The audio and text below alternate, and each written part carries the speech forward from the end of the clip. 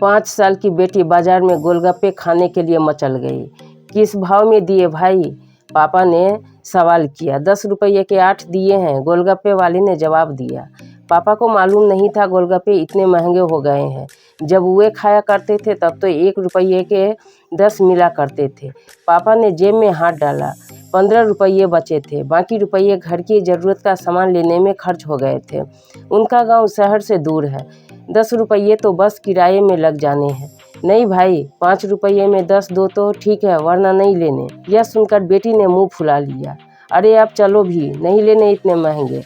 पापा के माथे पर लकीरें उभर आई। अरे खा लेने दो ना साहब, अभी आपके घर में है तो आपसे लाड़ भी कर सकती है। कल को पराए घर चली गई तो पता नहीं ऐसे मचल पाएगी या नहीं। तब आप भी तरसोगी बिटिया की फरमाइश पूरी करने को।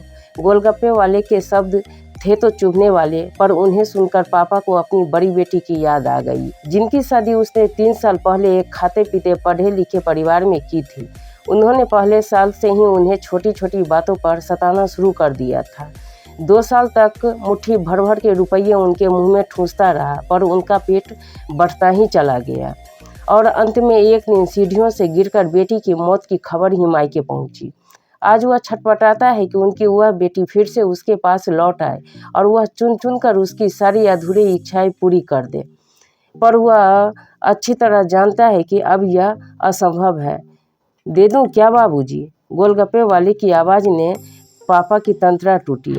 रुको भाई 2 मिनट। पापा पास ही पंसारी की दुकान थी, उस पर गए जहां से ज़रूरत का सामान खरीदा था। खरीदी हुई 5 किलो चीनी में से 1 किलो चीनी वापस की तो 40 रुपये जेब में बढ़ गए। फिर ठेले पर आकर पापा ने डबडबाई आंखें पोंछते हुए कहा, आप खिला दे भाई। हाँ, तीखा जरा कम डालना, मेरी बिटिया बहुत नाजुक है। सुनकर 5 वर्ष की गुड़िया जैसी बेटी की आंखों में चमक आ गई और पापा का हाथ कसकर पकड़ लिया। जब तक बेटी हमारे घर है उनकी हर इच्छा जरूर पूरी करें। क्या पता आगे कोई इच्छा पूरी हो पाए या ना हो पाए। ये बेटियां भी कितनी अजीब होती हैं। जब ससुराल में होती हैं तब मायके जाने को तरसती है। सोचती है कि घर जाकर माँ को ये बताऊंगी, पापा से ये बताऊंगी, बहन से ये कहूँगी, भाई को सबक सिखाऊंगी और मौज मस्ती करूँगी। लेकिन जब सच में मायके जाती है तो एकदम शांत हो जाती है, किसी से कुछ भी नहीं बोलती।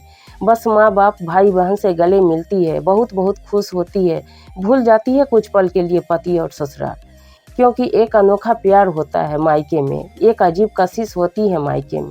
ससुराल में कितना भी प्यार मिले, माँ बाप की एक मुस्कान को तरसती है ये बेटियाँ। ससुराल में कितना भी रोएं, पर मायके में एक भी आंसू नहीं बहाती ये बेटियाँ। क्योंकि बेटियों का सिर्फ एक ही आंसू माँ बाप भाई बहन को हिला देता है, रुला देता है। कितनी अजीब हैं ये बेटियाँ, कितनी नटखट हैं ये बेटियाँ। भगवान की अनमोल देन है ये बेटियाँ। हो सके तो बेटियों को बहुत प्यार दें, उन्हें कभी ना रुलाएं, क्योंकि ये अनमोल बेटी 2 परिवार जोड़ती हैं, 2 रिश्तों को साथ लाती है अपने प्यार और मुस्कान से। हम चाहते हैं कि सभी बेटियां खुश रहे हमेशा, भले ही वो ससुराल में या मायके में।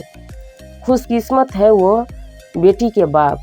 उन्हें भरपूर प्यार दें, दुलार करें और यही व्यवहार अपनी पत्नी के साथ भी करें, क्योंकि वो भी किसी की बेटी है और अपने पिता को छोड़कर आपके साथ पूरी ज़िंदगी बिताने आई है। उसके पिता की सारी उम्मीदें सिर्फ और सिर्फ आपसे है।